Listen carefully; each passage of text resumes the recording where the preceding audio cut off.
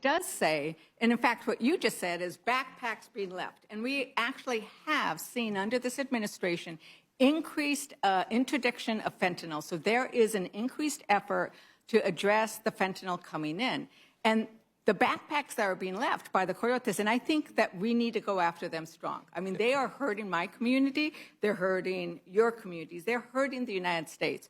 But when you look at whether it is these asylum seekers who are bringing it, that's when you try to equate that, that's the other I've never problem. said those words, and I agree with you. There are people who are legitimately want to come here for their betterment. I get that. The vast majority of people that are coming for their betterment. I understand that completely.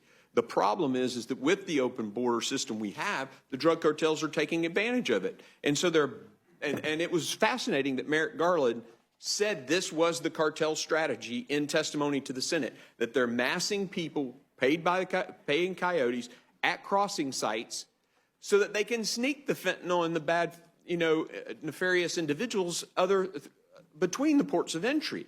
And that Secretary Mayorkas said he was unaware of that strategy. So Chairman Green, did you vote for the debt ceiling bill 2 weeks ago to cap discretionary funding? Yes, I did. Yeah, we got to get our spending under control. As we know, we asked the department, how would this impact your ability to continue to interdict? And they said it would lead to 2,400 fewer frontline CBP law enforcement officers. Representative Thompson, Ranking Member Thompson, do you have some thoughts on this conversation? Well, thank you very much. First of all, the technology improvements we proposed in markup didn't get approved. The only issue from a technology standpoint that the Homeland people are two-way radios. I mean, that's kind of horse and buggy. You need it, but we offered intrusive scanning capability at our ports of entry. That was turned down. All of the technological advances that we clearly understand that would help identify the fentanyl and other drugs coming across the border, that was turned down. In terms of the statistics that the Cato Institute and other people talk about, those are statistics brought by the FBI, the other regulatory agencies who do this for a living. It's not a study. So I think those figures are accurate. Our real charge is the Homeland Security part of this bill, puts at risk a lot of opportunity to work with people who get here. NGOs do a wonderful job at that. Now, everybody has stories, but the real part about it is as we work with the officials, I think it's important for us to come up with a system. That's why my plea is with my chairman now. After this border bill, he's publicly said we're going to do some bipartisan legislation. I really want to see it because we have the history in this committee on Homeland to work that out. The last point is the ports of entry are the prime place that the fentanyl comes. I mean, that's it.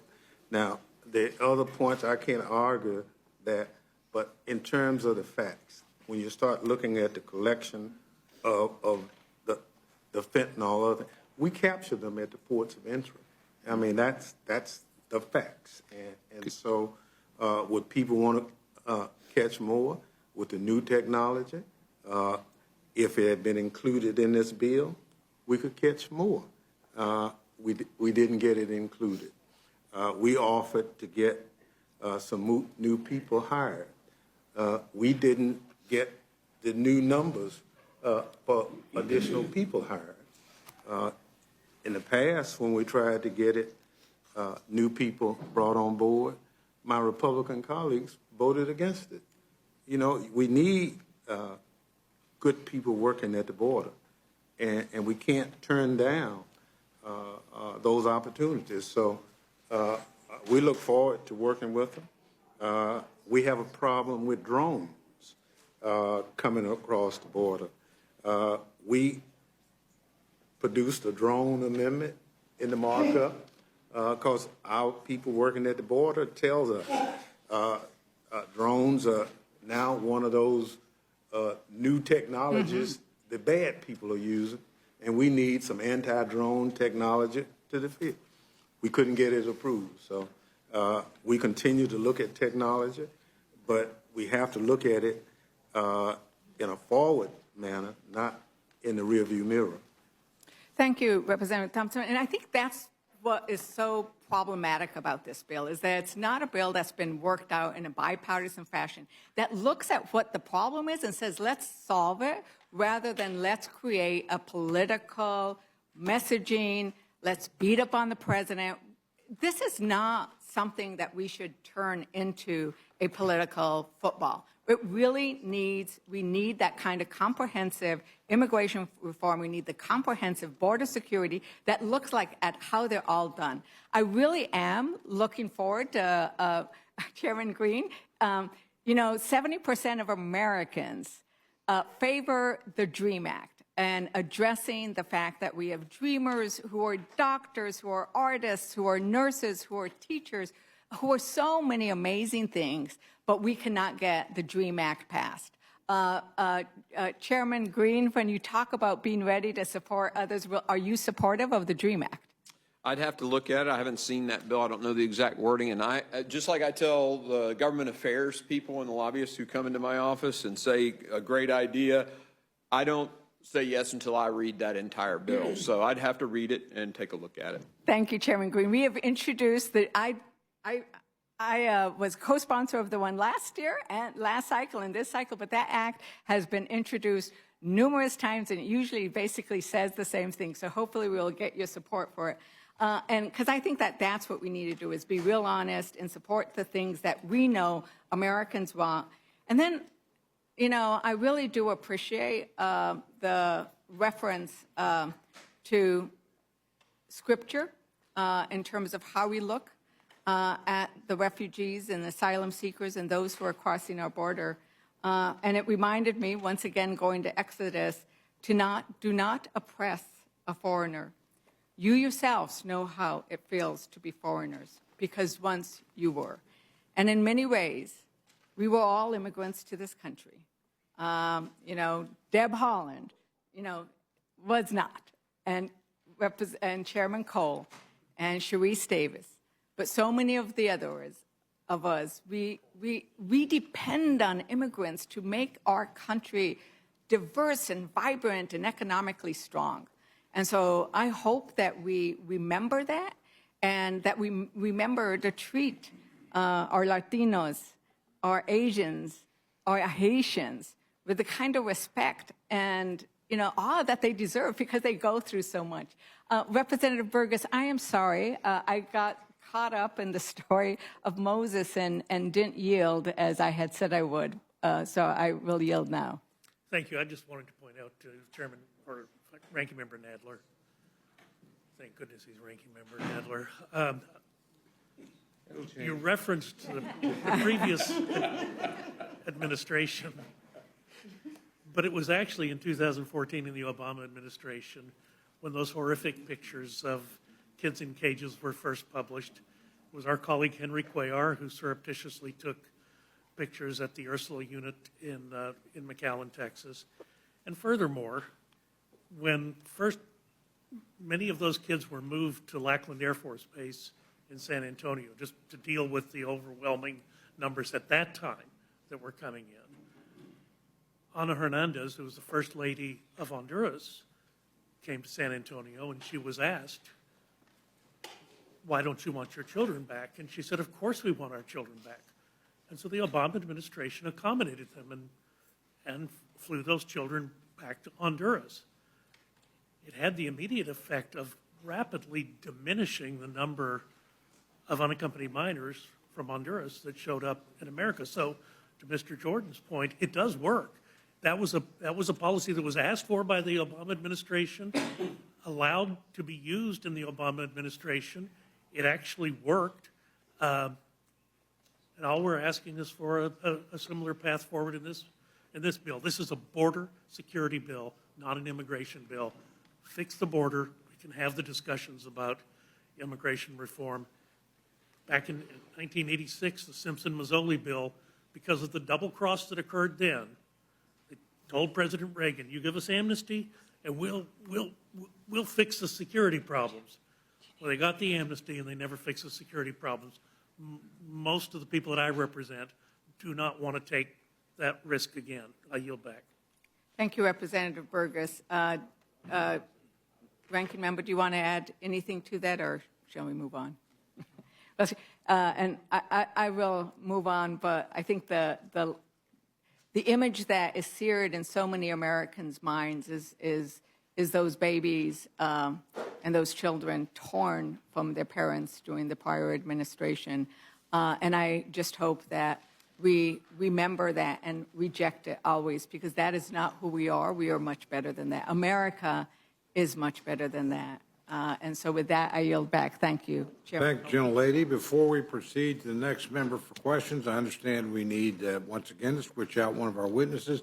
Do any members have any questions specifically for Chairman Jordan? And maybe, Mr. Chair, can maybe his replacement answer questions about the... I think his replacement is more than capable of answering questions, and just showed up and I know is eager to join us. So, Thank you, Mr. seeing none, without objection, my friend's excused.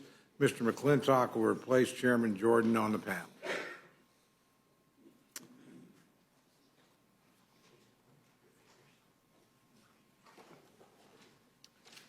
And with that, we'll go to my friend from Minnesota for any questions he may have for the panel. Thank you, Mr. Chair.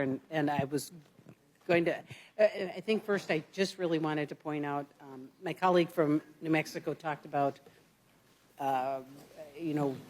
comprehensive immigration reform and all kinds of things in the bill from last year. But I just wanted to point out that the Democrats were in control of everything last year and still failed to do it.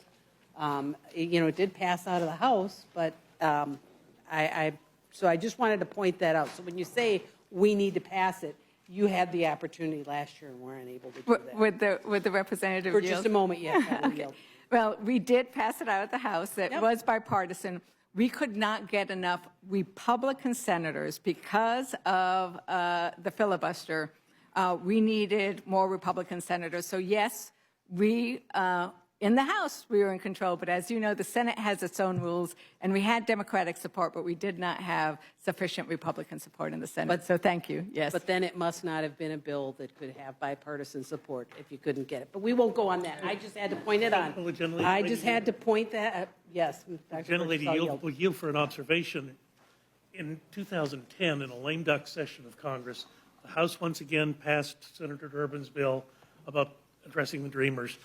They did not pass it in the Senate with 3 Republican yes votes. And the reason they didn't pass it in the Senate, remember, they had a 60-vote majority in the Senate at the time. 5 Democratic senators voted no.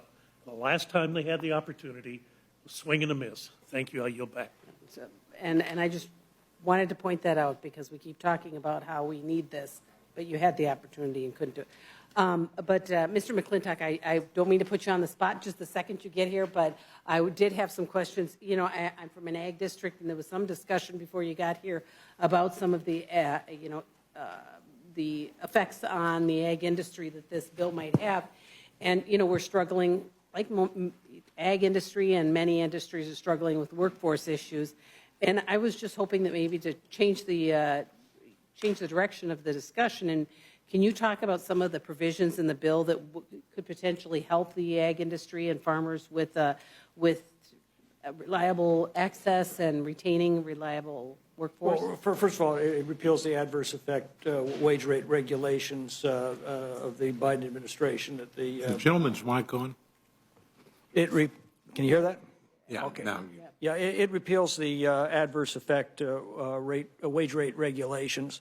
There's also a provision that I believe was agreed to in negotiations the night before last that postpones the provisions of E-Verify until it can be certified there would be no adverse effect on farm labor supplies. So there are some reasonable things in here that would help with those issues. Oh, yes, That yes. rural communities are facing. Absolutely. Thanks to the good work of a lot of our representatives from agricultural districts. Thank you. And, I appreciate the repeal of the wage rule of the wage, and some bureaucrats in the Department of Labor with no experience in the field decided to set a so-called modest rule that would increase costs for farmers in my district by nearly 15%. This is on top of the regulatory onslaught brought on by this administration over the past 2 years, 2.5 years, as well as crippling inflation. And I'm deeply concerned about the administration's complete lack of attention to the needs of rural America. And so I'm really glad that this was included. And just wanted to maybe talk a little bit, and of course, then my computer freezes up. But, maybe just somehow how that border security, not only in the way of fentanyl, but if we secure the border, it helps our communities all the way from Minnesota, all over the country. And maybe we can just refocus and talk a little bit about the issues that are caused when we have, a free-flowing border. Well, again, first of all, the numbers are already staggering, and I'm afraid they're going to be dwarfed this week as the borders completely collapse before our eyes. In the last 20, we had secure borders on Inauguration Day. By mid-afternoon, we didn't. Joe Biden repealed the Trump-era Remain in Mexico policy. He ordered cessation of any kind of activity on the border wall, and he ordered ICE to stop enforcing deportation orders. About 1.2 million deportation orders. People have gone through the whole process, been ordered, deported, and those orders are not being carried out. But the number that they've allowed into the country deliberately, 2.1 million. That is larger than the state of Nebraska. While the Border Patrol's been taking names and changing diapers on the border, overwhelmed by these numbers, 1.5 million known gotaways. These are people we watched on video cross the border or tracked crossing the border, but evaded any kind of interception or capture. That's 1.5 million. That is the larger than the state of Hawaii. That's all in just 28 months.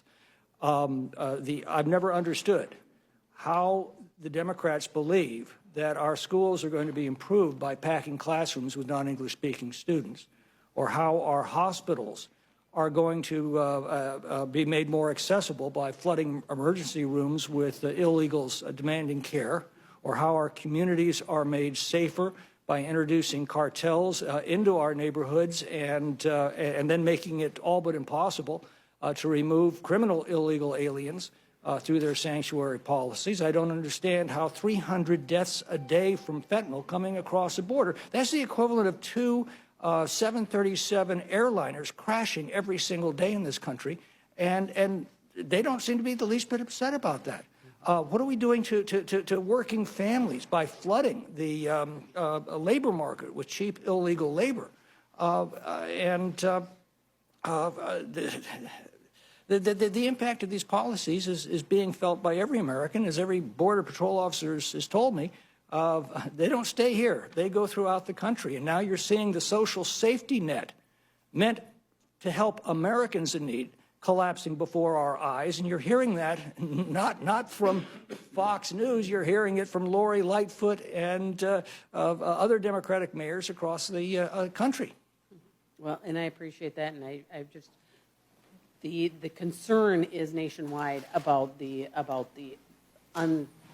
issues that come along with, and the crime that comes along with that open border. And I mean, we all were back in our districts last week, and I was talking to a sheriff in rural Minnesota in a small county, and he was talking about the fentanyl, and there was a serial killer just caught in Davis, California.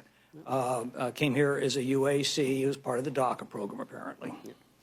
But I will, given that I've frozen up a little bit, I will yield back, Mr. Chairman. Mr. Chairman? Yes, sir. Unanimous consent request to insert in the record a statement that explains how the E-Verify mandatory program will force many of our farms to go under. So Without objection. there's no spin here. Yeah.